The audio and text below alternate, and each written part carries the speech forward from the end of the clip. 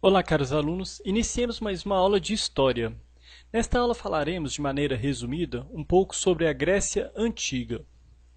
A Grécia Antiga, ela se localizava em sua maior parte no sudeste da Europa e abrangia três importantes regiões principais, a Grécia continental, situada ao sul da Península Balcânica, a Grécia insular, formada pelas ilhas dos mares Egeu e Jônico, e a Grécia asiática, estreita e longa faixa de terra situada na Ásia Menor, como vocês podem ver nesse mapa aí. Nesse mapa nós podemos ver Creta, que era a maior ilha do mar Egeu. Essa ilha, ela foi o berço de uma civilização antiga que muito influenciou os gregos. Por volta de 2200 anos antes de Cristo, os cretenses produziam cereais, criavam gado e também aproveitavam os recursos que o mar oferecia. Além disso, eles tinham um artesanato variado e um comércio intenso com as ilhas do mar Egeu, com a Grécia continental e também com o Egito. A sociedade cretense ela se organizava em torno de palácios, governados por reis que abasteciam seus celeiros com os impostos que cobravam da população. Entre os palácios cretenses, o mais rico e conhecido era o de Knossos. Os cretenses tinham um sistema de escrita, a linear A, que ainda não foi decifrada. Por meio dela, soube-se, no entanto, que eles não eram gregos. Creta foi abalada por uma catástrofe natural, provavelmente um terremoto ou pela invasão de povos vindos da Europa ou da Ásia Ocidental. Esses povos ocuparam inicialmente a península do Peloponeso, no sul da Grécia, onde fundaram várias cidades, entre as quais Micenas. Daí o nome dado à civilização, a civilização micênica, a primeira civilização grega. Por meio da navegação, os micênicos entraram em contato com os cretenses, de quem assimilaram conhecimentos que depois usaram para dominá-los e assumir a liderança comercial nos mares da região. Por meio do comércio marítimo, bem como das expedições de pilhagem, os micênicos espalharam a cultura grega pelo mar Mediterrâneo. O principal centro de poder e riqueza nessa sociedade também era o palácio. Só que estes eram murados e construídos no alto de colinas. O principal deles era o Palácio de Micenas, onde foram encontradas tabuinhas com a escrita conhecida como Linear B. Ao decifrá-la, em 1953, os estudiosos descobriram que era um ramo do grego antigo. Em 1200 anos antes de Cristo, não se sabe porquê, os palácios foram destruídos e teve início um período de muita instabilidade que se estendeu até 900 anos antes de Cristo. As principais informações escritas sobre esse período são os dois longos poemas, Ilíada e Odisseia. Inclusive, a maior parte da mitologia grega que chegou até nós foram através desses poemas, atribuídos ao poeta Homero. Hoje sabemos que esses poemas vinham sendo cantados por várias gerações de poetas, chamados de Aedos. A Ilíada narra a guerra de Troia. Já a Odisseia narra as aventuras do herói Ulisses em sua viagem de volta a Ítaca, ilha situada na Grécia. Com base nessas obras e em achados arqueológicos, soube-se que, com a destruição dos palácios e o fim do poder dos reis, a população diminuiu, deixaram de existir construções monumentais e a escrita foi abandonada. Então, o retorno da escrita vai se dar somente em 900 anos antes de Cristo, com a adaptação do alfabeto fenício pelos gregos. Além disso, a população passou a se organizar em comunidades lideradas por chefes de grandes casas. Cada chefe comandava seu oikos, que é a casa, que era composto de seus familiares, seus dependentes, além de seus bens materiais como terras e animais. Seus membros produziam geralmente apenas para a subsistência e acreditavam ser descendentes de um mesmo ancestral, fosse ele um homem ou um deus. Com o passar do tempo, o chefe do oikos, mais poderoso, tornou-se rei e governava diversos grupos familiares. Sempre que o rei ia tomar uma decisão importante, consultava uma assembleia de guerreiros saídos desses grupos.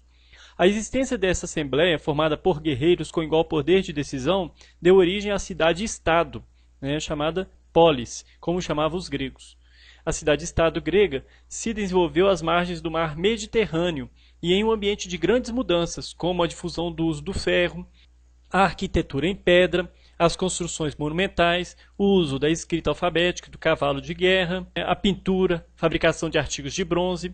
A cidade-estado grego, a polis, era composta de um território agrícola, ocupado e explorado por famílias camponesas que possuíam a propriedade individual da terra, de onde tiravam sua subsistência, trigo, uva, vinho, azeite. Um núcleo urbano que incluía templos, a praça do mercado, onde a comunidade se reunia em assembleia, oficinas de artesãos, as lojas do pequeno comércio e o porto por onde se fazia o comércio com o exterior. uma acrópole também, que servia como defesa e símbolo da unidade territorial. A partir do século VIII a.C., na Grécia, o uso do ferro na fabricação de pás, enxadas e demais instrumentos agrícolas levou ao aumento da produção de alimentos. A população passou a crescer e, consequentemente, começaram os conflitos por terra. Como a divisão das terras era feita com base no grau de parentesco ou do prestígio, uns ficaram com muitas terras, outros com poucas, e muitos sem terra. Havia pequenos proprietários que não conseguiam esperar o tempo necessário ao crescimento das árvores que plantavam. Com isso, contraíam dívidas e, não podendo saldá-las, se tornavam escravos dos grandes proprietários. A falta de terras férteis, a escravização por dívidas e o interesse em obter ferro, que era um material raro na Grécia, estimulará os gregos a buscar terras em áreas distantes. Eles fundaram então nas margens do Mar Mediterrâneo e do Mar Negro dezenas de novas cidades, as chamadas colônias. E quais eram essas cidades? A gente tem algumas muito conhecidas. Atenas, por exemplo, foi fundada pelos jônios por volta do século X a.C., numa colina a poucos quilômetros do mar. Como a região possui bons portos naturais, os atenienses desde cedo voltaram-se para a pesca, navegação e comércio marítimo. Inicialmente, Atenas tinha um rei, mas o poder de fato estava nas mãos da aristocracia ateniense.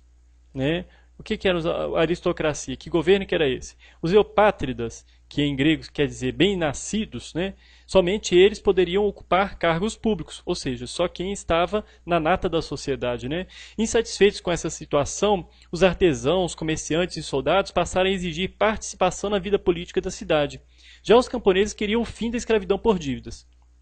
Para contornar a situação, em 594 anos a.C., o legislador Solon efetuou uma reforma que suprimiu a escravidão por dívidas entre os cidadãos atenienses e dividiu os cidadãos em 4 categorias, de acordo com o grau de riqueza agrícola.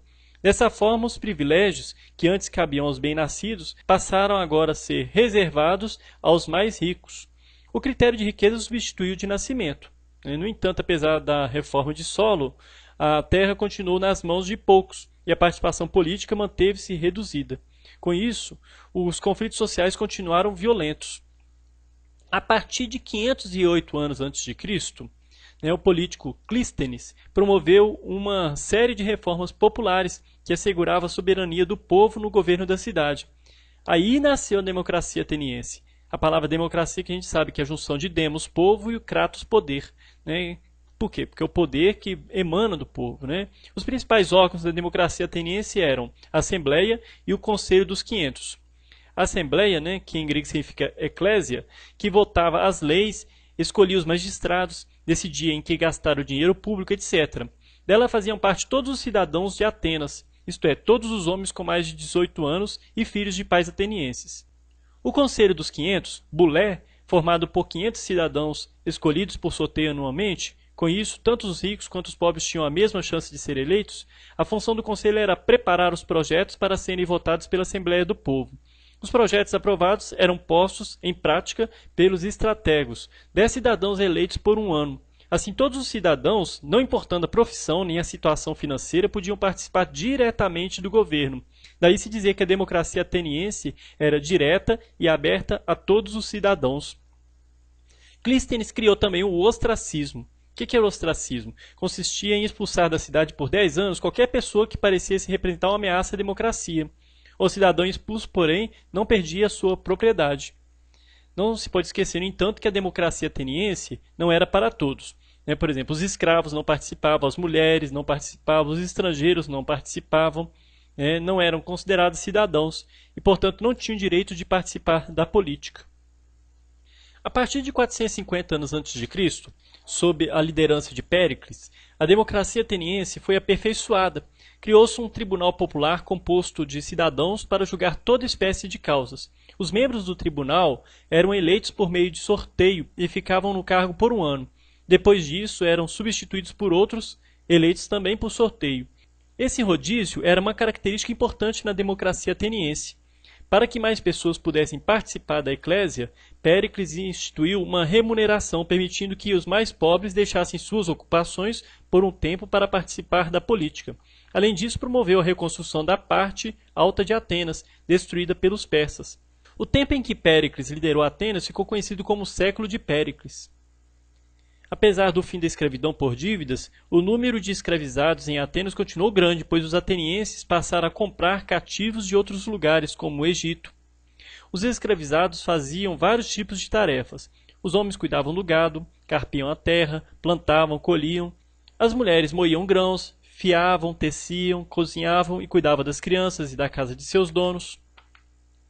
As mulheres atenienses eram quase sempre dependentes de um homem. Até o casamento, seguiam os hábitos da casa do pai. Quando elas casavam, os hábitos do marido. Elas cuidavam dos serviços domésticos e aprendiam com as mães e avós a cozinhar e a tecer. Geralmente as mulheres ricas viviam fechadas nos aposentos destinados às mulheres, chamado gineceu. As mulheres pobres, em sua maioria, além do trabalho doméstico, ajudavam fora de casa também seus maridos. A mulher do pescador vendia peixe e assim por diante. Mas as mulheres de Atenas também desempenhavam papéis sociais importantes, como a de sacerdotisa nos cultos públicos. Já Esparta era muito diferente de Atenas, a começar pela localização. Ela estava situada na península do Peloponeso, entre as altas montanhas, e não tinha saída para o mar. A cidade foi fundada pelos dórios, que, depois de conquistar os povos vizinhos, os submeteram ao seu domínio. Desde o começo de sua história, Esparta mais parecia um acampamento militar. Na infância, os espartanos eram preparados para a vida militar. Por volta do século VIII a.C., a sociedade espartana estava dividida em 3 grupos sociais: os espartanos, os periecos e os ilotas. Os espartanos eram donos das melhores e maiores terras, e os únicos que podiam ocupar cargos públicos, políticos e militares. Os periecos eram homens livres, sem direitos políticos, e dedicavam-se ao artesanato, ao comércio ou ao cultivo de uma pequena propriedade. Os ilotas eram descendentes dos messênios, o povo derrotado pelos espartanos. Os ilotas eram de propriedade do Estado e podiam ser entregues aos cidadãos espartanos para trabalharem. O governo espartano era bem diferente do ateniense. Nós tínhamos a Ápela, a Gerúsia e o Eforato. A Ápela, assembleia da qual participavam cidadãos, os espartanos com 30 anos ou mais, e votavam sem discutir as propostas da Gerúsia. Gerúsia era um conselho formado por 30 anciãos, com mais de 60 anos, do qual faziam parte 2 reis. Os gerontes propunham leis, decidiam se a cidade devia ou não participar de uma guerra, julgavam crimes, etc. O Eforato era um órgão formado por 5 membros, éforos, eleitos por um ano. Os éforos punham em prática as decisões da Gerúsia. Por essas características, o governo de Esparta pode ser definido como uma oligarquia, uma palavra de origem grega que quer dizer governo de poucos, o governo exercido por uma minoria. No século V a.C., quando a Grécia foi atacada pelo poderoso Império Persa, as principais cidades gregas deixaram de lado suas divergências e se uniram contra o inimigo comum. Tinha início, assim, as guerras greco-pérsicas, que se prolongaram de 492 a 449 a.C. e foram vencidas pelos gregos. Pelo Tratado de Susa, os persas reconheciam o domínio dos gregos sobre o mar Egeu e comprometiam-se a não mais atacá-los. Durante as guerras contra os persas, formou-se a Confederação de Delos, uma união das cidades gregas sob o comando de Atenas. Cada cidade-membro era obrigada a contribuir, enviando para Atenas soldados, navios ou dinheiro. No entanto, o governante ateniense Péricles passou a usar o dinheiro da confederação na construção de obras caras, visando a modernização e a defesa e embelezamento da cidade. Mandou construir inúmeras obras como templos, teatros, incentivou a indústria naval. Durante seu governo em Atenas, Péricles adotou o imperialismo. A política imperialista de Péricles provocou reações violentas na Grécia. Esparta aliou-se a outras cidades descontentes, formando a Liga do Peloponeso, e partiu para a guerra contra Atenas e suas aliadas. Essa guerra entre os gregos é chamada de Guerra do Peloponeso e durou de 431 a 404 a.C. Esparta venceu a guerra e aproveitou-se disso para impor seu domínio a toda a Grécia. A cidade de Tebas e suas aliadas reagiram e conseguiram derrotar Esparta. As consequências dessa guerra para os gregos foram as mais desastrosas possíveis: milhares de mortos, agricultura arruinada, comércio interrompido, monumentos destruídos, cidades vazias, fome, pobreza por todo lado. Enfraquecidas, as cidades gregas acabaram sendo conquistadas pelo exército de Filipe II, o rei da Macedônia, em 338 a.C. Alexandre Magno, filho e sucessor de Filipe II, deu continuidade à política expansionista de seu pai e montou o maior império conhecido até então. Seus limites eram o Egito, na África, a Grécia, na Europa e a Índia, na Ásia. Alexandre foi um político habilidoso. Ele respeitou a religião dos povos conquistados e incentivou as trocas culturais entre os diferentes povos de seu império. Das trocas entre a cultura grega e as culturas orientais, nasceram a cultura e a arte helenística. Enquanto a arte grega se caracterizava pela simplicidade, pelo equilíbrio, a harmonia, a arte helenística valorizava a dramaticidade, a expressividade, o preciosismo na representação de pessoas e objetos. As ciências tiveram extraordinário desenvolvimento no Império de Alexandre Magno. A cidade de Alexandria, no Egito, abrigava a maior biblioteca da antiguidade, com cerca de 700.000 volumes, e foi um dos principais centros de reunião de sábios orientais e gregos. Entre os mais importantes cientistas helenísticos estão Aristarco, Euclides e Arquimedes. Nascido na colônia grega de Siracusa, na Sicília, por volta de 285 a.C., Arquimedes foi um dos mais brilhantes alunos da famosa escola de Alexandria. Suas contribuições foram fundamentais para o desenvolvimento da geometria, da aritmética e da física. Ele descobriu que era possível calcular a densidade de um objeto a partir do volume de água deslocado pelo mesmo. Com essa descoberta, ele auxiliou o rei de Siracusa a constatar que tinha sido vítima de uma trapaça. A coroa de ouro puro que ele havia encomendado tinha mistura de outros metais. Conta-se que Arquimedes fez essa descoberta enquanto se banhava, e entusiasmado ele saiu correndo, pelado pela casa, gritando Eureka, Eureka! Que em grego significa achei, achei! Arquimedes ele é famoso por esse fato, por essa anedota, né? Só que as contribuições de Arquimedes são inegáveis. Dizem também que é dele aquela frase, né? Dei-me uma alavanca e eu moverei o mundo.